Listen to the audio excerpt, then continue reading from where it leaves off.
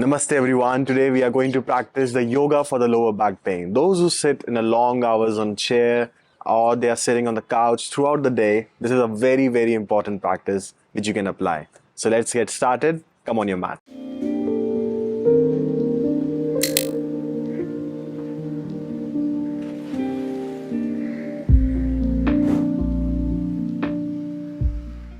So let's get started by keeping your both the legs straight. And you can bend your right knee, so we'll practice the Agni Stambh Asana. Putting your left feet right under the right knee and start leaning forward. Remember, this pose is completely different from the cross leg position which we usually practice called Sukhasana. Lean forward and then you will see you will start getting a pressure and the stretch right on your hip. Now inhaling, come up slowly. And then you can switch your leg by taking your left feet on the top of your right thigh and taking your right feet right under your left knee. Start walking forward, leaning forward. Make sure your chest goes towards the shin bone. Taking couple of breaths here. And now you can inhale, come up back again into the position. We're going to do some hip mobility. So you're going to take your feet slightly wide open, stay on the mat. Taking your palms back. And now drop your both the knees to the right side, keeping the feet 90 degree. Drop to the left and repeat the same. Now this will allow the pelvic to remove the tension, and if you have any pressure on your lower back, this will help you immensely in your practice. So keep doing it. Taking to the right and left. Come on, last few more rounds. Right, yes. And come to the center and go to the other side. Okay, now we are going to relax, come in the center again, taking the feet wide. Drop your both the knees to the right side, but this time place your right feet on your left thigh. This will allow your hip to stretch even more, and then you can start leaning forward towards the ground. Okay, don't force too much. Repeat the same thing from the other side. Twisting to the left side, pressing your left feet on your right thigh.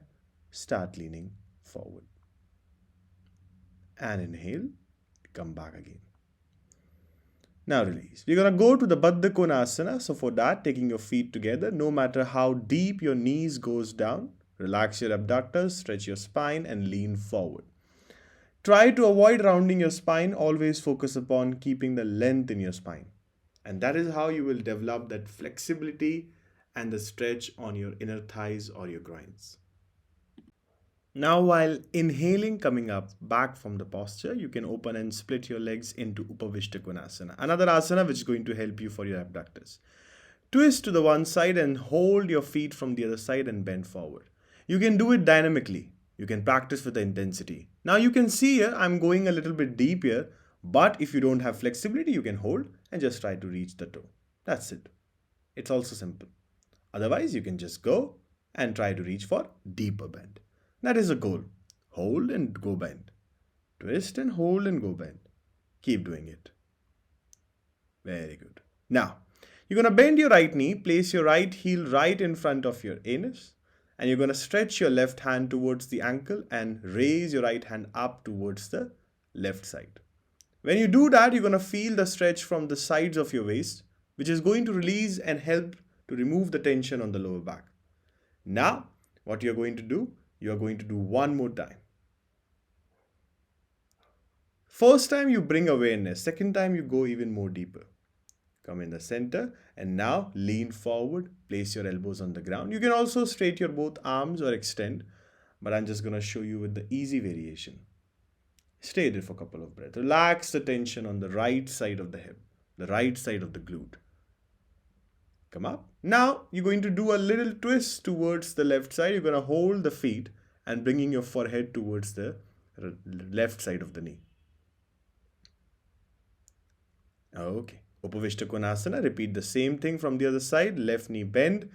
Stretch your right arm towards the right ankle. You can also keep it on the knee and stretch your left hand towards the right side. Okay. Stay there. There are various ways you can practice this. You can practice dynamically or statically. You can just lean and bend forward towards the right side by twisting the spine and go every time deeper when you practice. And now you're going to start leaning forward towards the ground. The same way what we did in the previous side. Now take some few breaths here.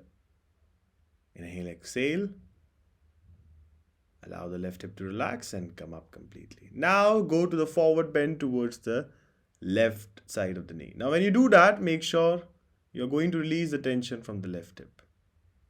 Now check your Baddha Konasana again. Taking your feet together, hold the feet and start bending forward towards the ground. Yes, work there. Be aware. Okay, come on. Now let's moving to the next one. For this, you're going to come into Adho Mukha Svanasana. We're going to switch the legs right and left to allow the hamstring to open up. So you can just lift your right heel up and then left heel. And the right heel and the left heel. So this will allow to remove the tension around the lower back. Now what we are going to do by practicing few rounds of this, we're going to take the right leg forward, right outside the right palm. Yes, now we're going to drop the left knee and push the hip further towards the ground. This will allow the groins to open up. That will allow to remove the pressure from the lower back. Stay there. And after that, you're going to tuck the left toe in and taking the right leg back again. Again, start switching your heels up, so opening up your hamstrings one more time. Now, taking the left foot forward outside the left palm, dropping the right knee, press the right ankle, push the hip, push the right thigh towards the ground. Having that groin stretch. And now, tuck the toe, go back again into downward facing. Keep switching. Few rounds. Allow to open up. And now we're going to move to the next asana. Now drop your both the knees down, release, and you're going to keep your left knee on the ground and extend the right leg outside to the right side. You don't have to point your toes towards me. You have to point the toe right outside so you can have some space to bend the knees. So namaskar your palms right in front of the chest. And then you're going to bend the knee like a squat position, so opening and allowing your left hip to go further down. This will help you a lot for opening up the groin. Yes, you're going to do a few more rounds. If you have some knee pain, you can also put some cushion right under the left knee. Now, keeping the foot as it is, but this time turn the right feet forward, raise the arms up and do the side bending to the right side. Yes, do this breathing here. Deep and long breath. Allow the chest to open up. If you want, you can also take the support. Okay. Now, let's move to the next side. You're going to keep your right knee on the floor and extend the left feet outside. You can either point your toes, not towards me. Keep it to the left side. Don't do the mistake. Start squatting. Pushing the hip down to the ground and coming back again. Yes, couple more rounds before we do raising the arms up and extension. This will help you immensely because see, your hip plays an important role. If your pelvic is relaxed, there is no weight. The nerves are not compressed, you have no pressure on the back. Stretch your arms up and do the side bending. Remember, you can also take the support of your hand if you feel like you can't just do the side bending by both the arms.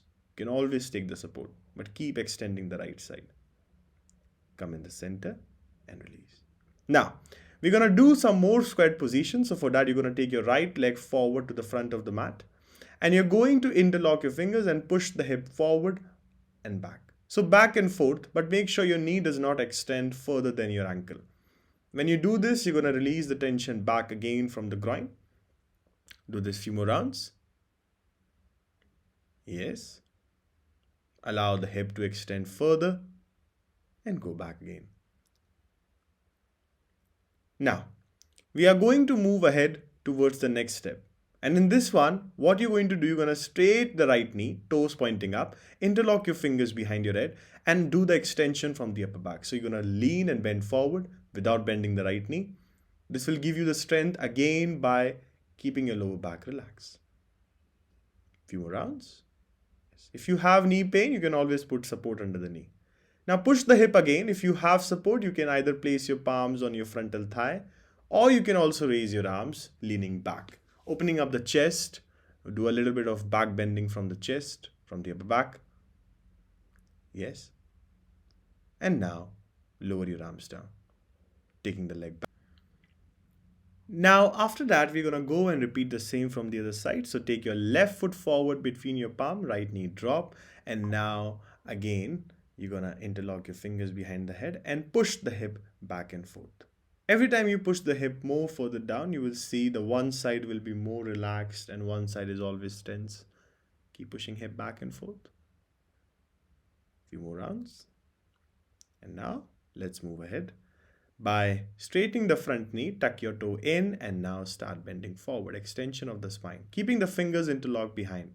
Any pressure on the right knee, you can always put some cushion underneath. Just remember that. Few more rounds. And well, now you can come up again. Push the hip down. You can either place your hands on your thighs or you can raise your arms up, start leaning back, doing some arch on your upper back. Yes, this will allow to remove more tension and bring the circulation to the different parts, not only to the lower back. Now let's go to the downward facing. Now we're going to do the frog pose, the Mandukasana. Now stay into downward facing dog for quite some time now. Do some breathing. Inhale, exhale. After a few rounds, you can drop your knees and start taking your knees to the right and the left side. Allow the hip again to open up. See, our focus is a lot about opening up the pelvic. Now you can also place your elbows on the ground. You can also put some cushion under each knee. And all you have to do is you have to tuck the hip in like me and arch your back again. The more you do that humping of your hip, rotation of the thigh in and out, you are going to do some relaxation. Come on. Now see the way I am practicing here. My hips are not going back. My hips are not going forward. They are in line with the knees. That is the way you have to practice. Tucking the hip in, tucking the hip out.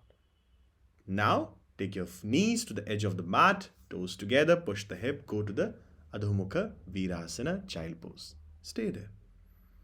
Relax your hip again. If the pose which you did earlier is a little difficult for you, you can also opt for this pose. And now let's do the final few asanas, Padmasana.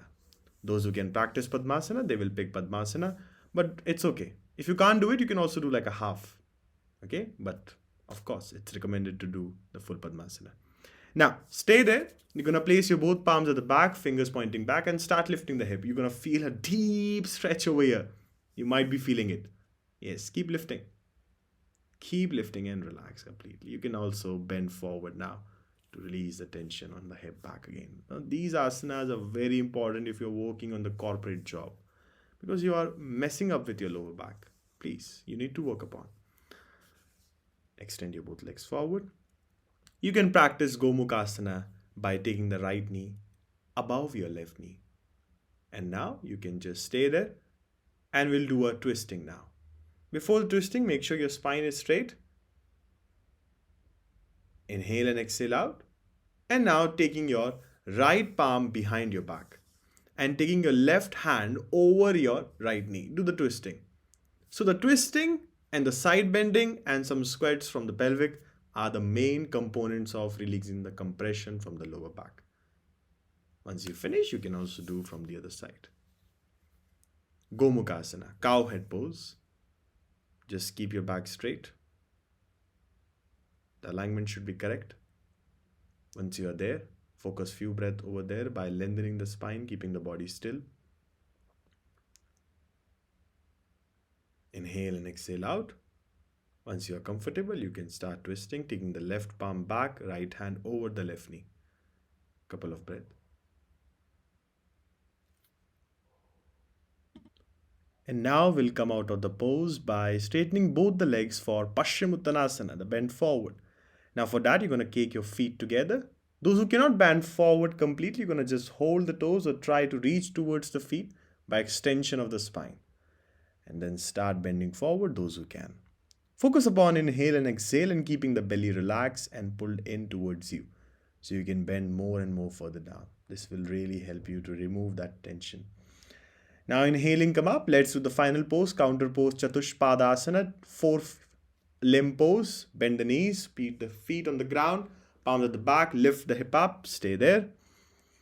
After a few breaths, relax. And the last where we started, Baddha Konasana one more time. And stay there. And then that's how we end the class today.